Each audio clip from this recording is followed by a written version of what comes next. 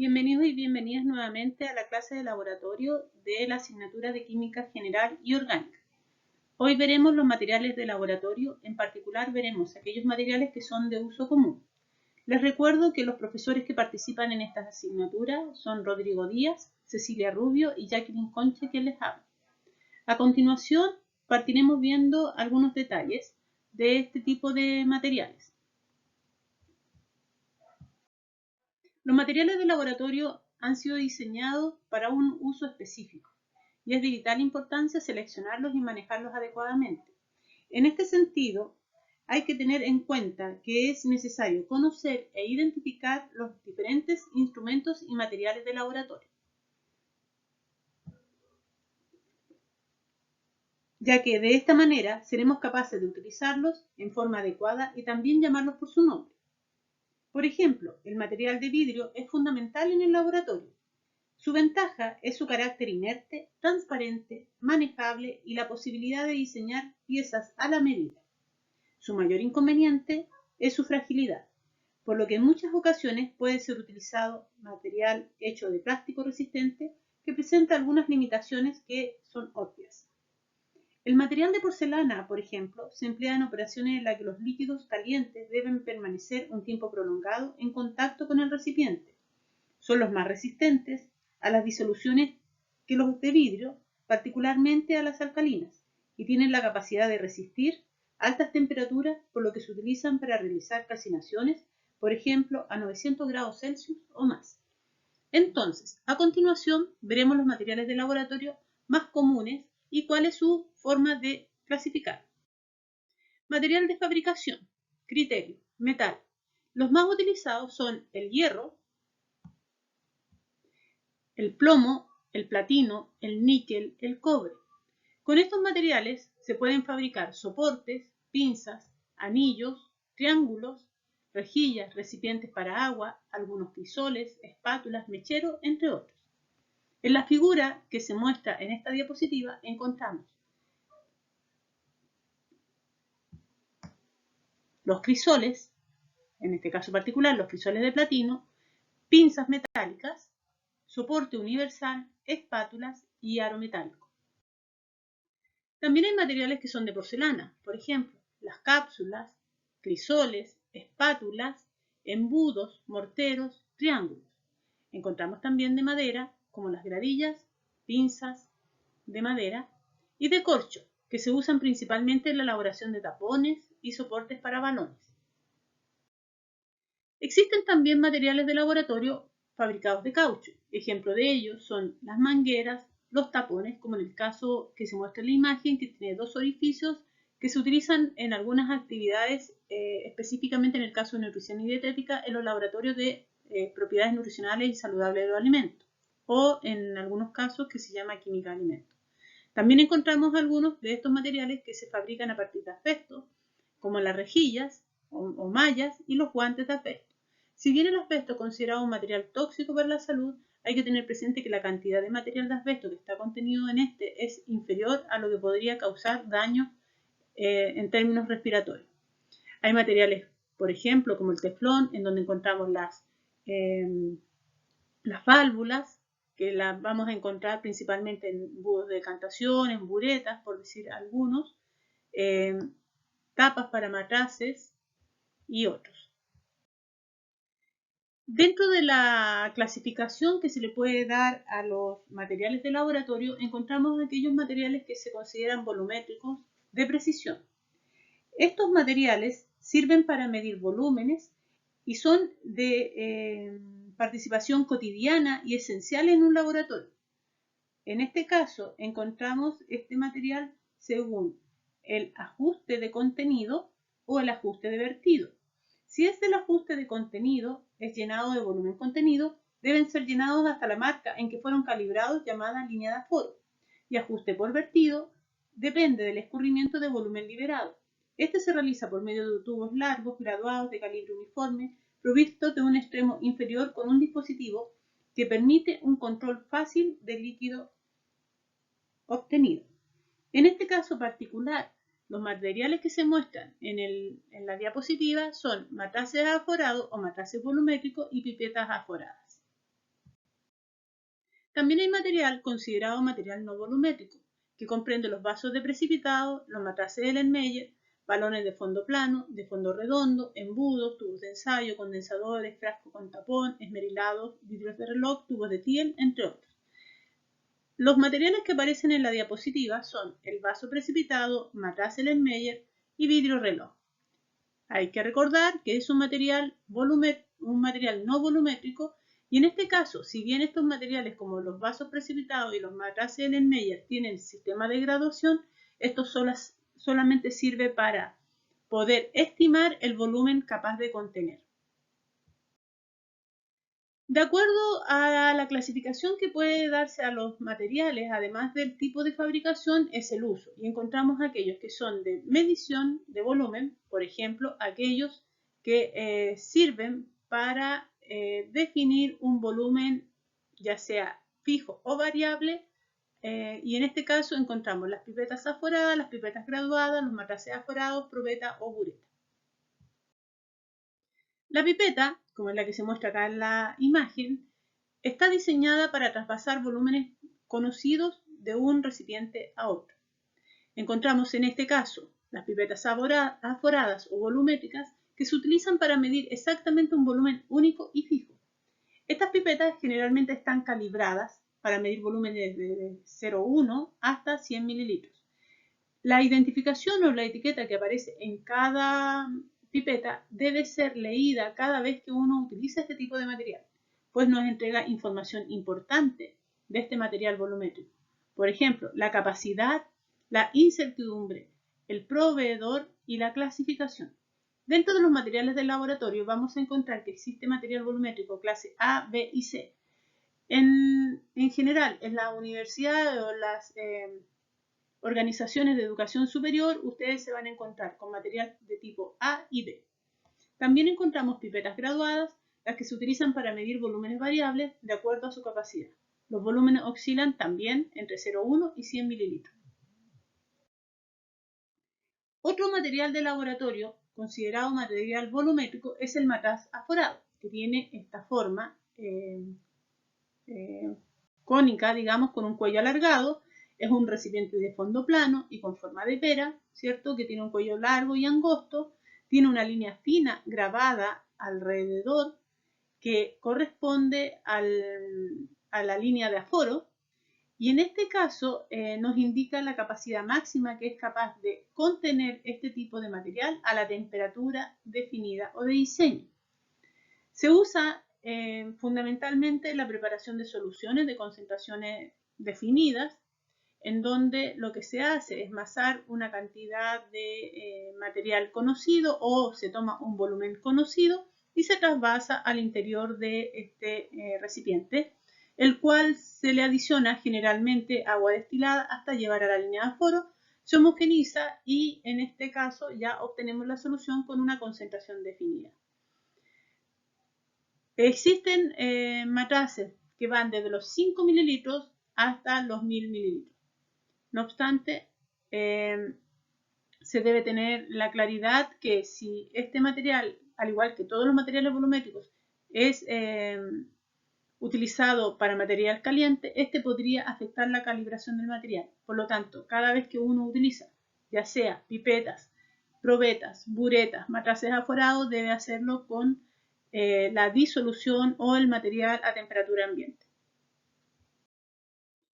También encontramos las probetas como material volumétrico. En este caso es el elemento más común que se puede encontrar en el laboratorio.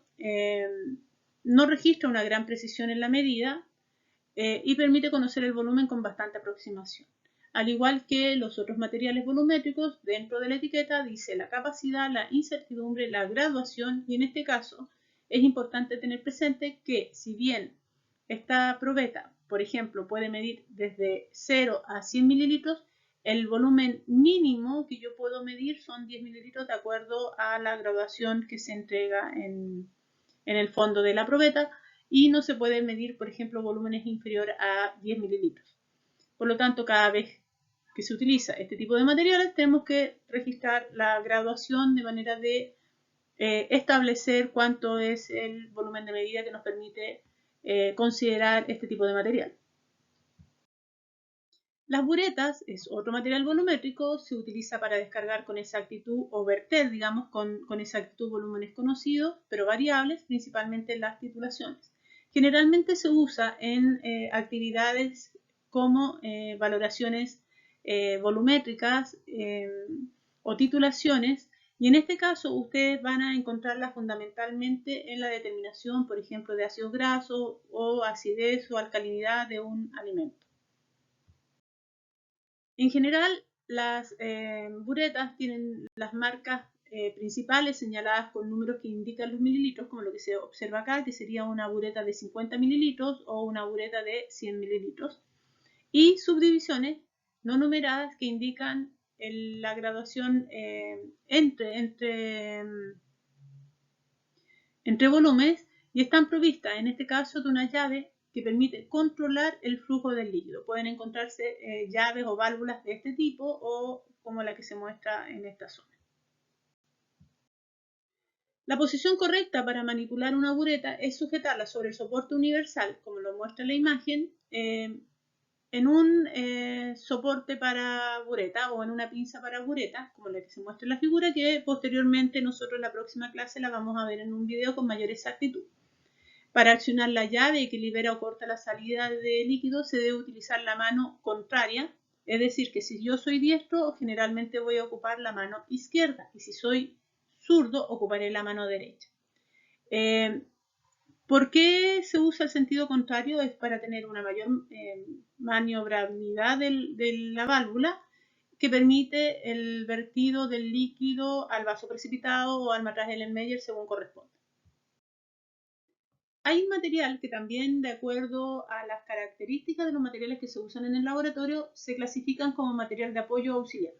Por ejemplo, encontramos los vasos precipitados, existen de distintos volúmenes, en general se utilizan para contener líquidos y en este caso tienen una hendidura que facilita el vertido del líquido y que permite mantener una varilla de vidrio o bagueta, y también se utilizan, por ejemplo, cuando estamos en una etapa de evaporación, en una actividad de evaporación o desprendimiento de gases, permite colocar sobre sí un vidrio reloj, de manera de impedir la salida de los gases o el desprendimiento de los vapores hacia el ambiente. Según la actividad que ustedes desean realizar, se pueden elegir distintos tamaños que van entre 25 ml y 2000 mililitros. Están los matraces Erlenmeyer, en este caso son recipientes cónicos de base ancha y cuello angosto. Tienen diversas aplicaciones, en general se utilizan en volumetrías para hacer titulaciones o se pueden utilizar para actividades que requieran una agitación del líquido, evitando las pérdidas por salpicaduras. Los matraces Erlenmeyer también, al igual que los vasos precipitados, como mencioné anteriormente, tienen una graduación, pero esta graduación es solamente para que ustedes puedan realizar una estimación del volumen que lo contiene. Recordar siempre que los matraces Erlenmeyer y los vasos precipitados son materiales de vidrio no volumétricos. Existen también algunos matraces Erlenmeyer que son de plástico, pero los más comunes en el laboratorio son los de vidrio. Hay algunos también que tienen tapa y si se fijan en la imagen, en este caso el matraz en la zona superior tiene un esmerilado, que es un vidrio de mayor grosor que en este caso permite ajustar o adaptar adecuadamente el tapón sobre la parte superior. Y con esto nosotros vamos a impedir la salida, por ejemplo, de los vapores o si lo necesitamos almacenar, por ejemplo, para una determinada reacción química, como ustedes lo verán probablemente en la determinación de yodo en algún aceite, por ejemplo. Fundamentalmente este experimento se realiza para determinar por ejemplo, los enlaces dobles que puede tener un ácido graso y se hace de acuerdo a la determinación de yodo liberado. Otro material de apoyo, y si se fijan es muy similar en términos esquemáticos, es el matraz Kitasato. es muy parecido al matraz de Erlenmeyer, que es el material que mostramos anteriormente. Sin embargo, este tiene una tubuladura que sale por el costado que permite adaptar una manguera que luego se conecta a un sistema de bomba de vacío o a un sistema de trampa de vacío, básicamente para realizar filtraciones, valga la redundancia, filtraciones al vacío. El matraz Kitasato entonces es un matraz de pared gruesa con una tubuladura lateral. En la boca se va a acoplar mediante un corcho tapón de goma agujereado el embudo Wigner, que es el material de porcelana que está en la parte superior, y a la tubuladura se va a adaptar la manguera de goma que, como decía, se va a acoplar a la trompa de agua o trompa de vacío o a una bomba de vacío. Más adelante vamos a ver con mayor detalle en qué consiste la filtración, en este caso la filtración por vacío y la filtración por gravedad. Otro material de apoyo que también pueden encontrar en los laboratorios de uso común son los cristalizadores. En este caso encontramos que son recipientes de forma cilíndrica con base plana que permiten, en realidad son de baja altura, que permiten la formación de los cristales a partir del sistema de siembra del material que nosotros queramos cristalizar. Tienen poca altura, ¿cierto? Gran diámetro.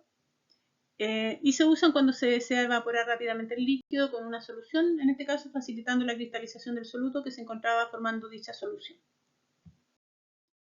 También tenemos los embudos, estos tienen una forma cónica, existen distintos tipos de embudos, cónicos, encontramos los embudos de vástago largo, los embudos de vástago corto, los embudos que son para sólidos, como el que se muestra acá en la figura, o los embudos que son para filtración.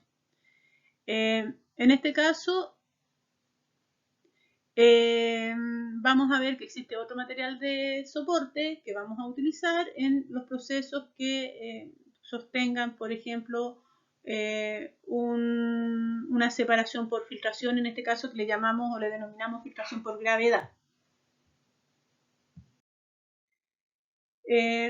Otro tipo de embudo, que es distinto al embudo que mencionamos anterior, que era un embudo de filtración, es el embudo de decantación. Su forma es similar a una pera, como el que se muestra acá en la imagen, y en uno de sus extremos tiene una llave o válvula que permite el paso del líquido después de ser separado, como lo que se muestra acá en la imagen. Como material auxiliar de soporte vamos a ocupar un soporte universal y un aro metálico.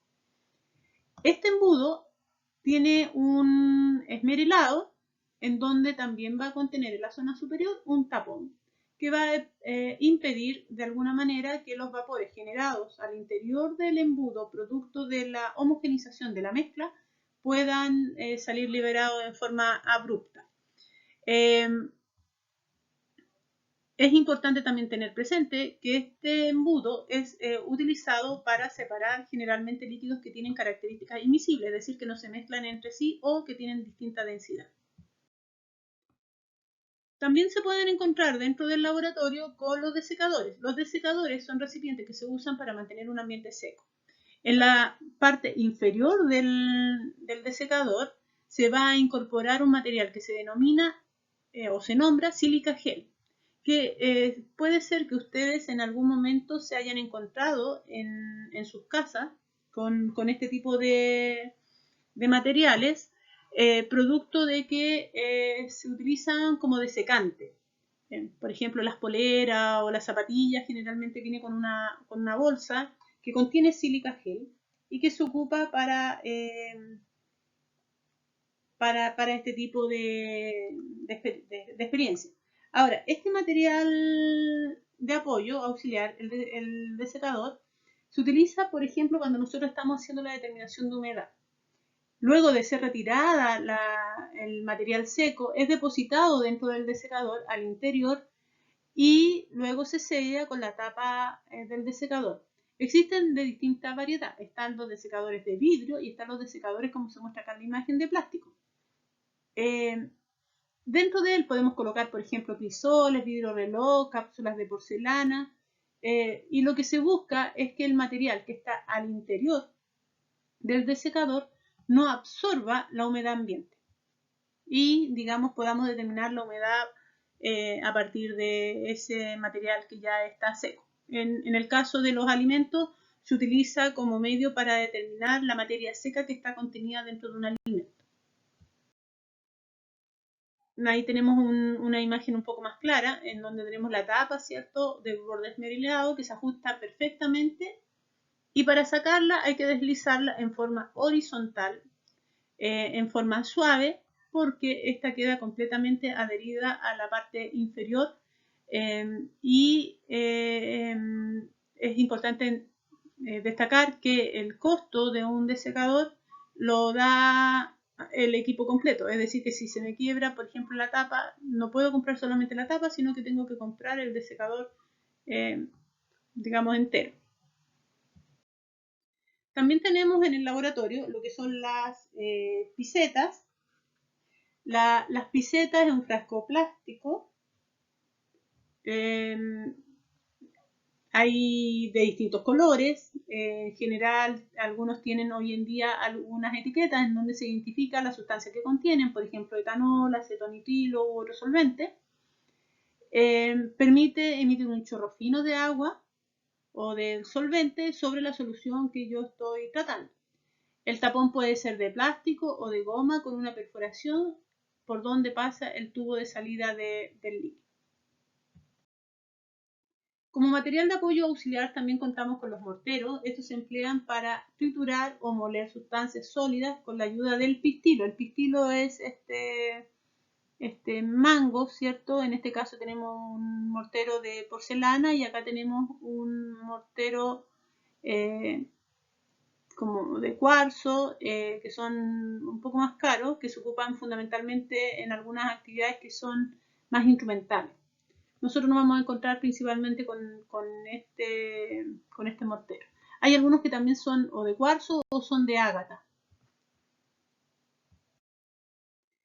El mortero anterior, ¿cierto?, que mostraba en este caso, ¿cierto?, que es otra forma de clasificar algunos materiales y que uno los hace como dentro del contexto del material de porcelana, encontramos también los crisoles. Por ejemplo, en este caso, este crisol es para contener los elementos que van a ser calentados a temperaturas elevadas. ¿Qué significa? Que este material va a ser llevado a muflas, que son equipos que vamos a ver más adelante, que permiten elevar la temperatura desde 400 a 1000 grados Celsius. ¿Qué se consigue con esto? La calcinación del material que está al interior. ¿Cuándo lo van a ocupar ustedes? Es, por ejemplo, dentro de la determinación de un alimento, muchas veces se requiere determinar el contenido de cenizas o de minerales que está presente en el alimento. Y para ello lo que tenemos que hacer es calcinar todo el material orgánico. En este sentido, entonces, nosotros vamos a ocupar este tipo de crisoles, vamos a colocar una cantidad conocida de la muestra al interior, lo vamos a llevar a la mufla, lo vamos a calcinar y luego vamos a, por diferencia de peso o de masa, determinar cuánto es el material que corresponde a minerales o cenizas. Existen crisoles que pueden ser sin tapa o con tapa, como lo que se muestra en la imagen, o pueden ser crisoles filtrantes, también como el que se muestra acá en la figura. Existen también, dentro de la clasificación de los materiales, uno podría clasificar los materiales desde el punto de vista de la materialidad, es decir, como metálico, o desde el punto de vista del aporte que le da a la experiencia de laboratorio. En este caso, tenemos los utensilios de soporte y en este caso nos vamos a encontrar con las pinzas. Para ello tenemos, por ejemplo, en este caso de la imagen, las pinzas doble nuez. Este es un utensilio que presenta dos nueces, que es 1 y 2. Una nuez se va a adaptar, como muestra acá en la imagen, al soporte universal y el otro se va a adaptar a la pinza. Por ejemplo, en este caso, que es una pinza de balón, y que su materialidad funcionalmente, específicamente, puede ser una aleación de níquel no ferroso.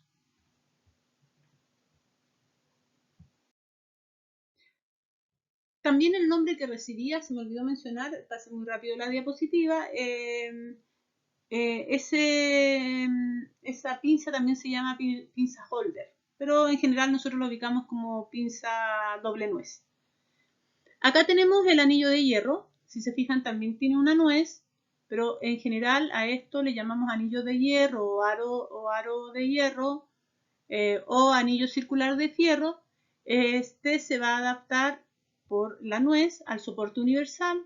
Sirve como soporte para otros utensilios, por ejemplo, para vasos precipitados, embudos de decantación o separación, embudos de filtración o embudo cónico.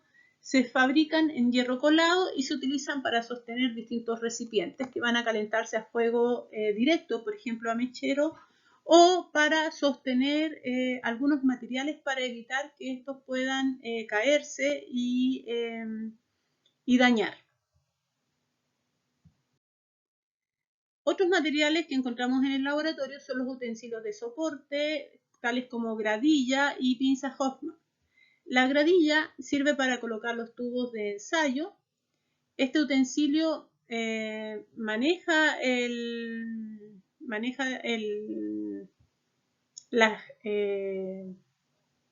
uso o aplicación de este tipo de materiales. Podemos encontrarlo en madera, en metal y en plástico. En general, cuando están en laboratorio de microscopía, ustedes se pueden encontrar con gradillas de madera. Y las gradillas de plástico y de metal las encuentran fundamentalmente cuando requieren colocar dentro de un baño termorregulado, por ejemplo, un tubo con alguna disolución que se lleve a una reacción química o a un proceso de identificación. En el caso de ustedes como futuros nutricionistas lo van a encontrar, por ejemplo, en el laboratorio de bioquímica. También están las pinzas de Hoffman. Estas se utilizan fundamentalmente para presionar las mangueras y controlar el flujo de los líquidos, como lo que se muestra acá en la imagen. Entonces yo puedo girar, cerrar o abrir y con eso voy regulando el paso del fluido a través de la manguera. Aquí pueden ver cómo hay mangueras que son transparentes y mangueras que son, digamos, café oscuro, roja, dependiendo si son mangueras de vacío, por ejemplo, porque podrían hacerse para el flujo de aire o el flujo de líquido. Otros materiales que encontramos también en el laboratorio están las pinzas de sujeción. Se las mostré hace un ratito atrás cuando los estaba mostrando con la pinza de doble nuez. Estas, por ejemplo, permiten sujetar refrigerantes o se utilizan fundamentalmente en los procesos de destilación o reflujo. Tenemos las pinzas de 3 dedos. Acá tenemos una pinza con doble nuez ajustada o una pinza de 3 dedos. Las pueden encontrar en forma separada o en forma conjunta. Están las pinzas dobles para bureta, que también se las mostré hace un rato atrás cuando mostraba las buretas, que se utilizan para sujetar una o dos buretas a la vez y que son muy útiles en los procesos de titulación. La pinza Mohr es otro tipo de pinza que encontramos en el laboratorio. Se utilizan para obstruir el paso de un líquido o gas a través del tubo láctex.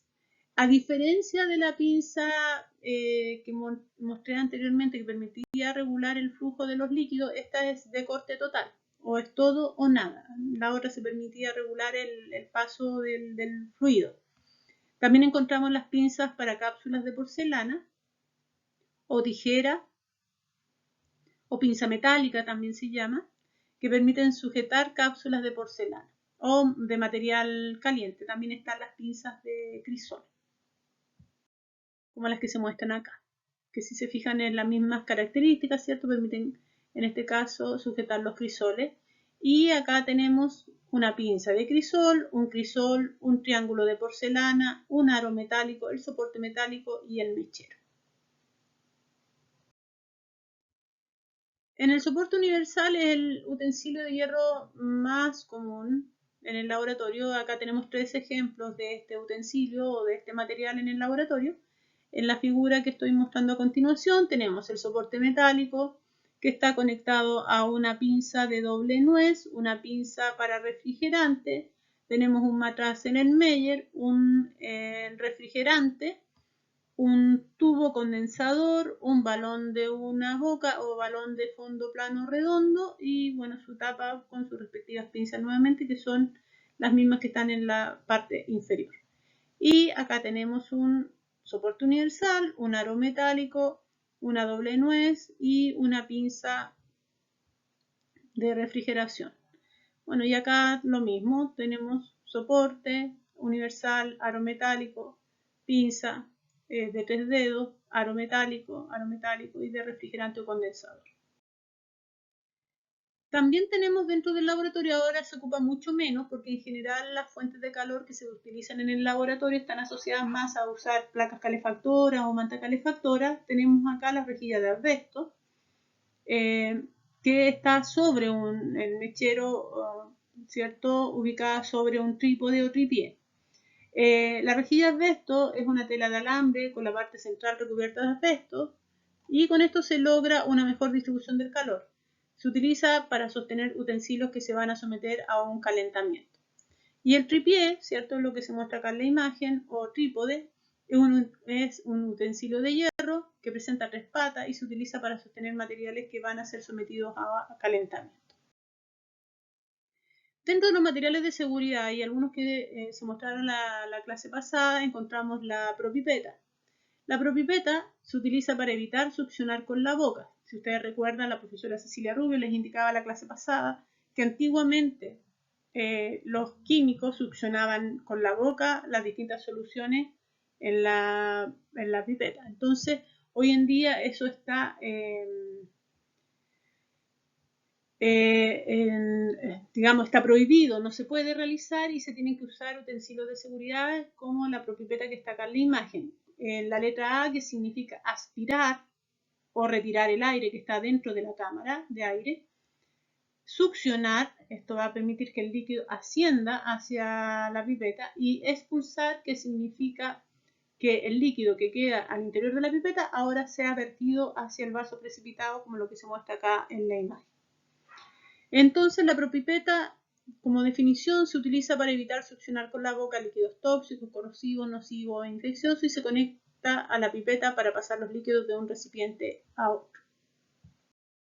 Bueno, hemos terminado por hoy la primera parte de materiales y equipos de laboratorio. La segunda parte corresponde solamente a la explicación de equipos, que la subiremos en una segunda presentación. Y recomendación, deben verla antes de la clase por Zoom que nos vamos a encontrar.